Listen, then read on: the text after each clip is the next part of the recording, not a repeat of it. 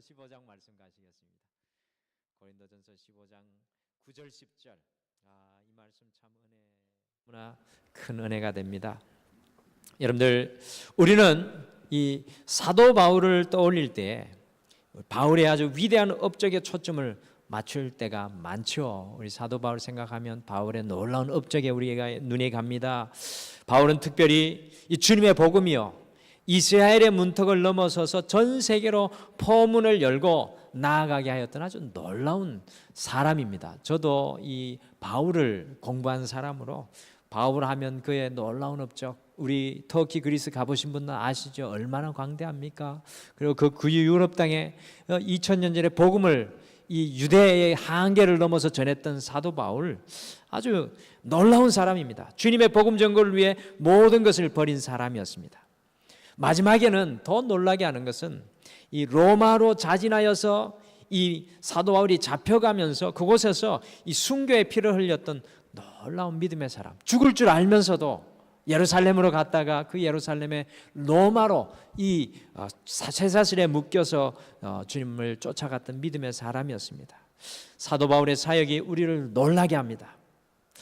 근데 제가 이와 같은 사도 바울을 생각하면서 저에게 질문 하나가 떠올랐습니다. 그리고 오늘 말씀만 읽으면서 질문 하나가 저의 마음속에 탁 와서 박혔는데, 그게 뭐냐 하면, 도대체 바울은 어떤 생각을 하고 살았길래 그와 같은 놀라운 헌신과 하나님의 뜻을 이루는 삶을 살 수가 있을까? 이 질문입니다. 도대체 바울은 어떤 생각을 하고 살았길래 그와 같은 놀라운 헌신과 하나님의 뜻을 이루고 사는 삶을 살 수가 있을까? 고린도후서 11장을 보시면 바울의 전도 사역이요, 얼마나 힘들었는지 아주 자세히 구체적으로 기록되어 있습니다. 우리 고린도후서 이 뒷장으로, 뒷 성경으로 가볼까요? 11장, 오늘 말씀 표시해 두시고 고린도후서 11장에 가보시겠습니다. 이 바울이 2000년 전에 하나님을 위해 사역했더니 얼마나 힘들었는지 그 참 구체적으로 잘 기록하고 있습니다. 같이 찾아서 함께 읽어보시겠습니다. 사도 바울의 마음이 되어서, 심정이 되어서 고린도후서 11장 22절에서 28절 말씀, 우리 한 목소리로 다 같이 읽겠습니다. 22절에서 28절 말씀 같이 읽겠습니다. 시작. 그들이 히브리인이냐? 나도 그러하며. 그들이 이스라엘인이냐? 나도 그러하며. 그들이 아브라함의 후손이냐? 나도 그러하며. 그들이 그리스도인의 일꾼이냐? 정신없는 말을 하거니와 나는 더욱 그러하도다. 내가 수고를 넘치도록 하고 옥에 갇히기도 더 많이 하고 매도 수없이 맞고 여러 번 죽을 뻔하였으니 유대인들에게 40에서 하나 감한 매를 5번 맞았으며 3번 태장으로 맞고 1번 돌로 맞고 3번 파선하고 일주야를 깊은 바다에서 지냈으며 여러 번 여행하면서 강의 위험과 강도의 위험과 동족의 위험과 이방인의 위험과 시내의 위험과 바다의 위험과 거짓 형제 중에 위험을 당하고 또 수고하며 애쓰고 여러 번 자지 못하고 줄이고 목마르고 여러 번 굶고 춥고 헐벗었노라. 이외에 이런 고사하고 아직도 날마다 내 속에 눌리는 일이 있으니 곧 모든 교회를 위하여 염려하는 것이라. 아멘. 2000년 전 사도 바울의 기록입니다. 2000년 전에 사도 바울의 사역의 현실은 죽음과 반보밖에 떨어져 있지 않는 위험천만한 현실이었다는 것을 여러분 오늘 이 말씀 속에서 우리가 금방 찾아볼 수가 있습니다. 이런 바울의 모습을 보면서 더욱 이 질문이 저를 궁금하게 하였습니다. 도대체 어떻게 사도 바울은 이와 같이 살 수 있었을까? 도대체 어떻게 사도 바울은 이와 같이 살 수 있었을까? 우리 동마루 교회에서 가장 가까운 곳에 이 양화진 선교사님의 무덤이 있습니다. 저는 사실 그곳에 아직 못 가봤어요. 가봐야 되는데 아직 못 가봤습니다. 그곳에는 우리나라를 위해서 자신의 목숨값으로 사역해 주셨던 선교사님들이 약 500명가량이 묻혀 있는 곳입니다. 양화진 선교사님의 묘지는 우리나라 교회를 시작하게 했던 이 출발점이었습니다. 우리나라의 교회를 시작하게 했던 약 120년 전에 우리나라의 교회를 시작하게 했던 출발점이었습니다. 어떻게 그 가난한 나라, 지도에 표기도 되지 않을 정도의 작은 나라에 자신의 모든 것을 버리고 여러분들 최고의 문명국에서 최저의 극빈국으로 영국, 미국, 독일, 네덜란드 등지에서 선교사로 여러분들 이 땅에 찾아올 수가 있었을까요? 양화진에 묻힌 프란시스 킨슬러 선교사님은 다음과 같이 고백하였습니다. 이 고백이 참 우리의 큰 감동을 줍니다. 나에게 천의 생명이 주어진다 해도, 나에게 다시 천의 생명이 주어진다 해도 그 모두를 한국에 바치리라. 여러분들 100년 전에 고백한 이와 같은 선교사의 이 선교사님의 간절함이 있었기 때문에 우리 등마루 교회가 여기 서 있는 것 같습니다. 도대체 그 선교사님의 마음속에 무엇이 있었을까요? 여러분들 무르익어가는 가을 전력을 바라보면 우리가 바람에 흔들리는 갈대를 발견합니다. 여러분들 기억하시죠? 어린 시절 흔들리는 갈대를 많이 보셨을 것입니다. 오늘날 우리의 삶의 모습을 흔들리는 갈대라고 표현할 수 있을 것 같습니다. 이리 흔들 저리 흔들, 이 신앙의 사람들인 우리 역시도 갈대와 같이 이리 흔들 저리 흔들립니다. 그런데 그 많은 모진 세상 속에서 어떻게 사도 바울과 이 한국의 순교의 피를 흘렸던 선교사님들은 그와 같이 변함없이 흔들림이 없는 삶을 살 수가 있었을까요?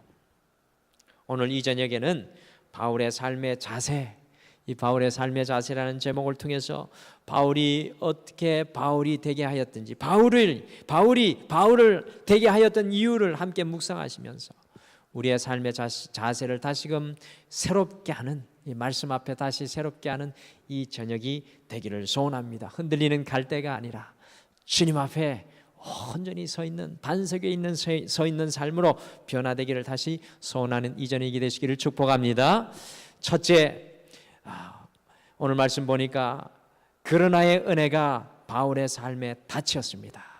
그러나의 은혜가 바울의 삶의 닻이었습니다. 오늘 본문 말씀으로 읽으신 이 사도 바울의 고백은 고린도전서에 기록되어 있는데요, 고린도전서를 기록할 당시 바울의 나이는 40대 중반이 조금 넘었을 것으로 학자들이 일반적으로 추측을 합니다. 사도 바울이 예수 믿는 사람을 죽이러 가다가 이 다메섹 도상에서 예수님을 만난 때가 약 30대 중반이었으니 그로부터 이 10년의 세월이 흐른 때가 바로 오늘 전서를 읽은 이 편지를 썼을 때의 시간입니다.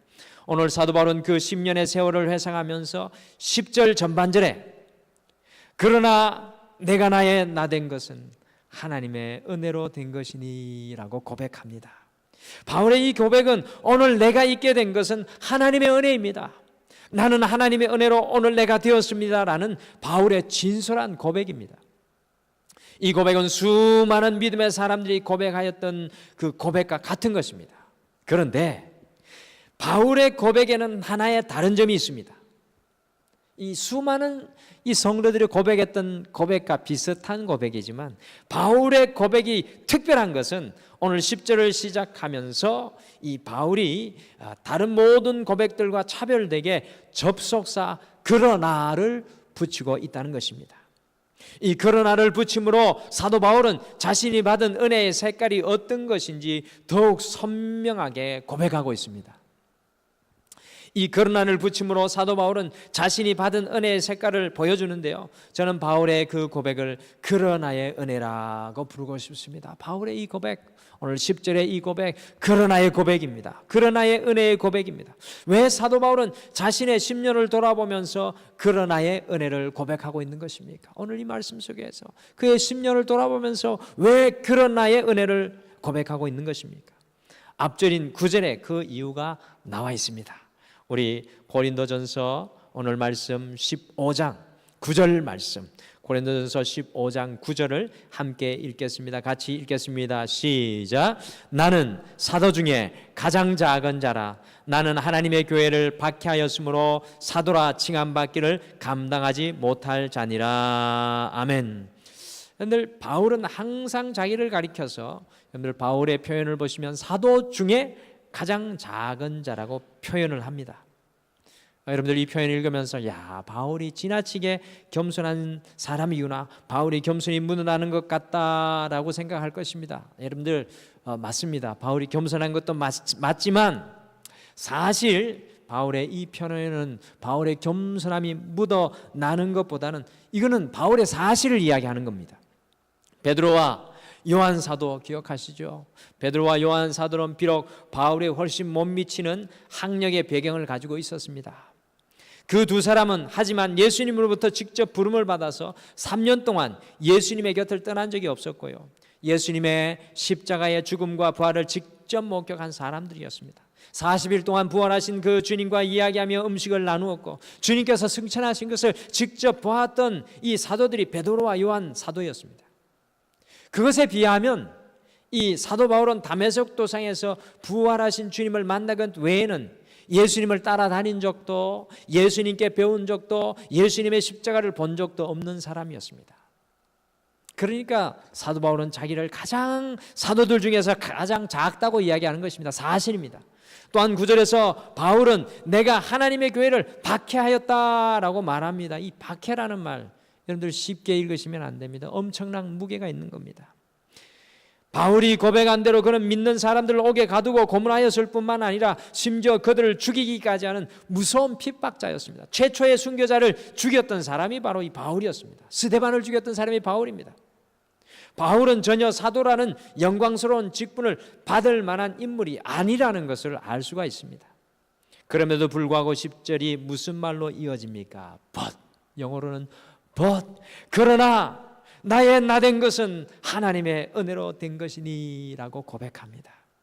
바울은 전혀 자신이 하나님의 사도가 될 자격이 없지만 감히 사도의 일을 생각할 수도 없는 사람이지만 아무것도 문제 삼지 않은 하나님의 은혜가 그를 사도로 세우셨다라고 오늘 고백하는 것입니다. 하나님을 향한 바울의 삶의 자세는 그러나의 은혜였습니다. 바울의 삶의 닻이 바로 그러나의 은혜였습니다.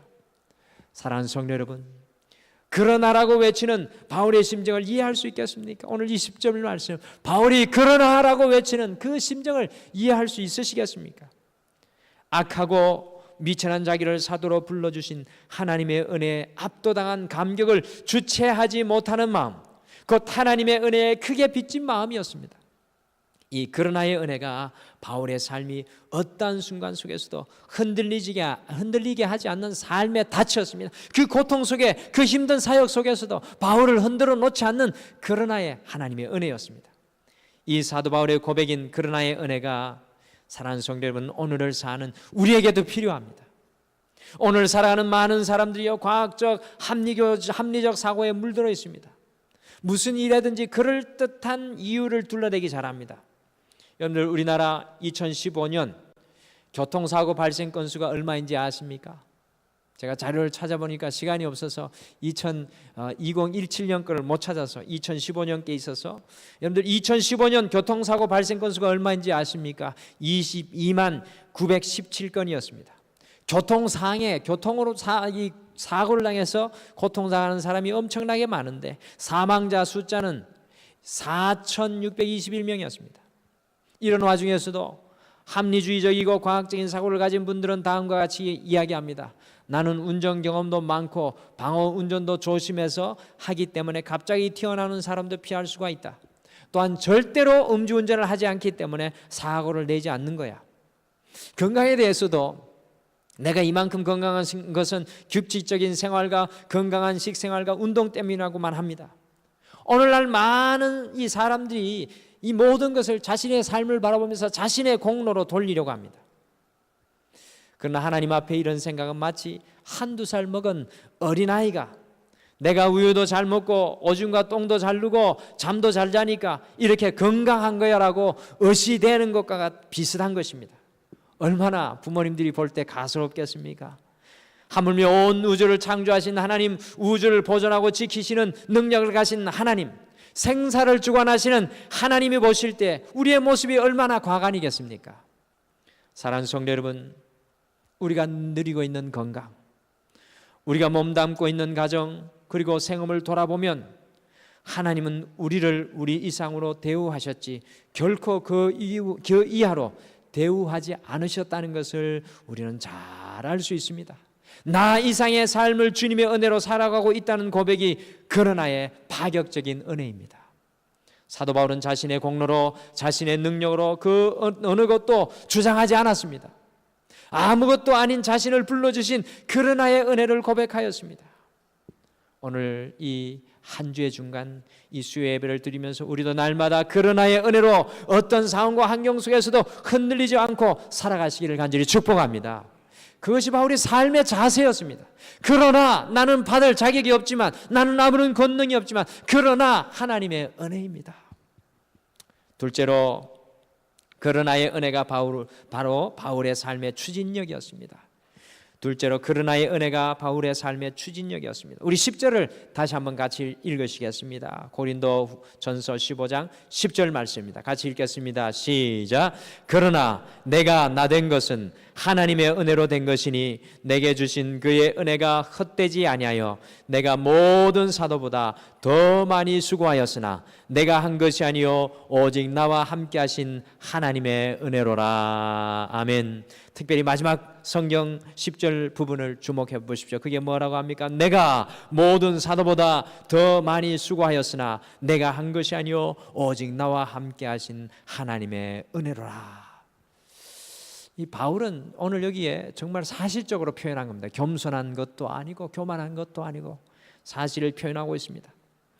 오늘 사실 바울은 하루 종일 일거리를 찾지 못하다가 어느 일꾼이 오후 5시가 되었어야 마음씨 좋은 주인, 포도원 주인을 만나서 하루 일당을 받기로 하고 남은 1시간 동안 열심히 일을 하게 된 것과 같은 심정이었을 것이라고 우리는 바울의 삶을 통해서 깨닫게 됩니다. 바울의 인생에서 하나님의 은혜는 로켓의 추진력과 같았습니다. 다른 어떤 것이 아니라 하나님의 은혜가 그를 뛰게 했습니다.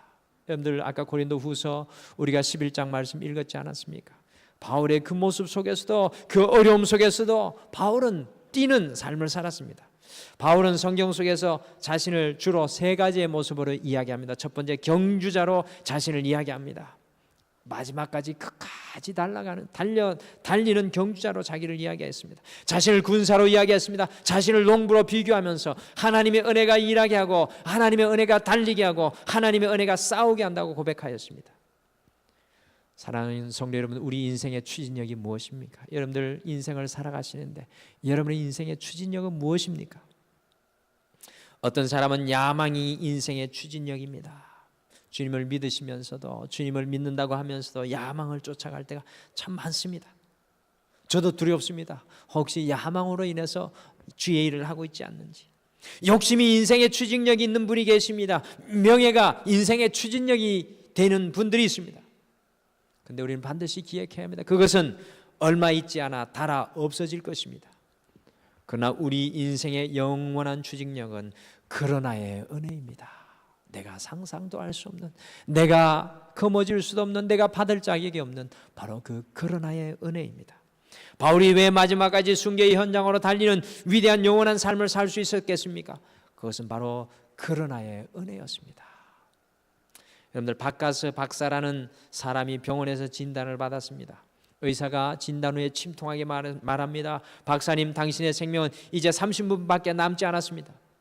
그러자 그는 불편한 몸을 의자에 일으키더니 무릎을 꿇고 앉아서 이렇게 기도했다고 합니다. 주님, 이 남은 30분은 아직도 구원받지 못한 사람들 위해 기도하는데 바치겠습니다. 우리는 바카스 박사님의 위대함을 칭찬하기 전에 그를 든든하게 붙잡고 있었던 그의 삶에 다신 그러나의 은혜에 주목해야 합니다. 주님의 은혜가 얼마나 벅차면 이와 같이 살 수 있었겠습니까? 그에게 마지막 남은 30분도 주님을 위해 불태울 수가 있었습니다.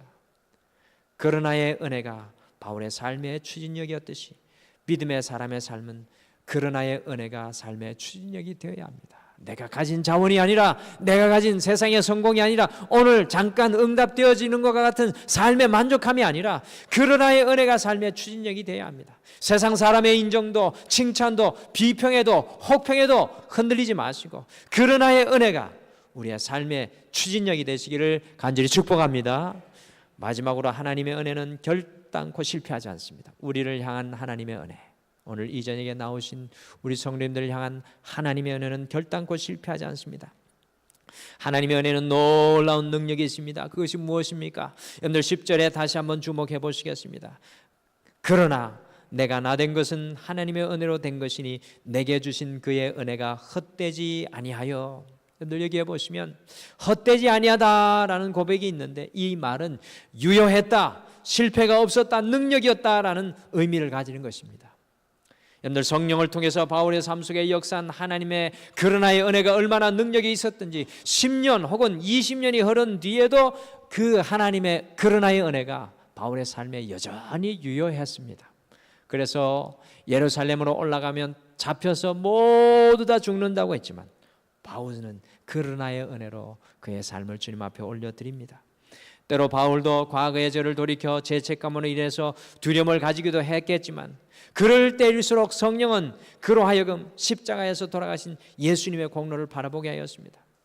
여러분들, 바울의 일평생을 따라다녔던 그 고통스러운 질병 아시죠? 바울에는 한 가지 그의 일평생 따라다닌 질병이 있었습니다.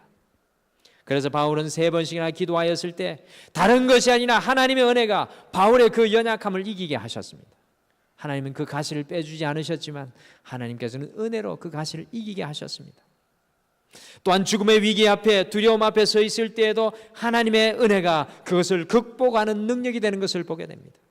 앞길이 보이지 않고 소망이 없을 때에도 성령은 바울에게 오셔서 주님의 음성을 듣게 하셨습니다. 이것이 하나님의 은혜가 바울에게 헛되지 않았다는 증거입니다. 바울이 받은 그러나의 은혜의 능력은 오늘을 사는 우리에게도 그대로 적용됩니다. 우리가 성령을 받고 성령의 사람이 되면 어떤 환경 속에서도 하나님의 은혜는 실패하지 않습니다. 여러분들 믿으십니까? 하나님의 은혜는 실패하지 않습니다. 하나님의 그 파격적인 은혜에 붙들려 있으면 누구나 소망의 사람이 될 수 있습니다. 여러분들, 때로 믿음의 아내들이 남편들을 바라볼 때 참 걱정하고 마음이 편치 않을 때가 많습니다. 어떤 분들은 어떤 남편들은 아직도 주님을 알지 못하고, 어떤 분들은 믿음 생활하여도 아직도 참 부족하여서 답답하고 기도하다가 인내하기도 어렵습니다. 하지만 그러나의 은혜를 놓고 보면 그러한 남편에게도 여전히 소망이 있는 줄 믿습니다. 하나님의 그러나의 은혜가 우리의 남편에게 역사하시면 절대로 실패하지 않는 인생이 될 줄 믿습니다. 저희 교회 부부가 새로이 출석하시다가 이 일부 예배에 출석하시다가 나오지 않아서 출석을 멈춘 부부가 계신데, 오늘 우연히 그 남편 되시는 분을 교회 앞에서 나누어서 인사를 나누었습니다. 그분이 제 손을 붙잡고 이렇게 말씀했습니다. 그분과 만남을 통해서 다시금 하나님의 그러나의 은혜를 생각하게 되었습니다. 그분이 이렇게 말씀하셨습니다. 목사님, 제가 지금 다른 교회에 나가는 것이 아닙니다. 제가 정신 차리면 다시 꼭 교회에 출석하겠습니다 라고 말씀하셨습니다. 그러나의 하나님의 은혜가 그분의 삶 속에 여전히 함께 하시는 것을 보게 됩니다. 우리는 남편과 아내를 향해 두 손 두 발 다 들었을지 모르지만 그러나의 하나님의 은혜는 여전히 능력으로 역사하고 계신 줄 믿습니다. 또한 예측 불허를 하는 이 치열한 경쟁 사회에서 살아갈 우리 자녀들의 미래를 생각하면 얼마나 답답합니까? 이곳에 청년들이 있는데 우리 청년들의 삶이 참 바라보면 어렵고 답답할 때가 많습니다. 더욱이 30년, 40년 후 우리가 세상을 떠난 후를 생각해 보시길 바랍니다. 그렇지만 바울의 삶 속에서 역사하셨던 그러나의 하나님의 은혜가 우리 자녀들 속에 역사하실 것을 생각하면 다시금 우리가 소망 중에 서게 됩니다. 우리의 자녀가 믿음을 갖고 성령의 사람이 되기만 하면 절대로 헛되지 않을 하나님의 은혜가 그들의 장래를 보장할 것을 확신합니다. 사랑하는 성도 여러분, 하나님의 그러나의 은혜는 결단코 우리가 실패하지 않게 할 줄 믿습니다. 하나님의 그 은혜의 닻을 내리시길 바랍니다. 오늘 바울의 삶의 자세의 비결은 바로 그러나의 하나님의 은혜였습니다. 바울은 그러나의 하나님의 은혜에 든든히 닻을 내린 인생이었습니다. 다른 것이 아닙니다. 바울의 삶의 자세는 하나님의 은혜. 바울은 하나님의 그러나의 은혜의 추진력으로 살아가는 인생이었습니다. 가진 것 아무것도 없었지만 그의 인생의 추진력은 하나님의 은혜였습니다. 사도 바울은 하나님의 그러나의 은혜로 결단코 실패하지 않는 인생을 살았습니다. 사랑하는 성도 여러분, 남아있는 이 한 주 우리는 과연 오늘 말씀 생각하시면서 우리가 함께 주님 앞에 기도하기를 소원합니다. 우리는 무엇을 바라보고 살아갑니까? 혹시 우리가 이 가을 들녘에 흔들리는 갈대와 같은 연약한 그 신앙의 모습은 아닙니까? 무엇을 추구하고 살아가십니까? 무엇이 여러분에게 진정한 능력입니까? 오늘 이 저녁에 다른 어떤 것이 아니라 날 구원하신 그 주님의 은혜, 받을 자격 없지만 나를 살려주신 그 주님의 은혜, 지금 이 자리까지 나를 세우시고 우리 가정을 세우시고 나를 지켜주신 그 하나님의 은혜가, 주님의 그 십자가의 은혜가 우리의 삶의 능력이요 추진력이며 우리를 실패하지 않게 하는 하나님의 능력이 될 줄 믿습니다. 오늘 그 주님의 은혜 앞에 다시 한 번 더 사도 바울처럼 그러나 나의 나 된 것은 주님의 은혜인 줄 믿습니다. 오늘 이 시간 함께 다시 한 번 더 믿음으로 고백하시면서 주님의 그 은혜의 닻에 그 은혜의 믿음의 닻을 내리기를 소원합니다. 그 주님 앞에 한번 다시금 우리의 마음을 주님 앞에 올려드리며 기도하겠습니다. 다 같이 기도하겠습니다. 아버지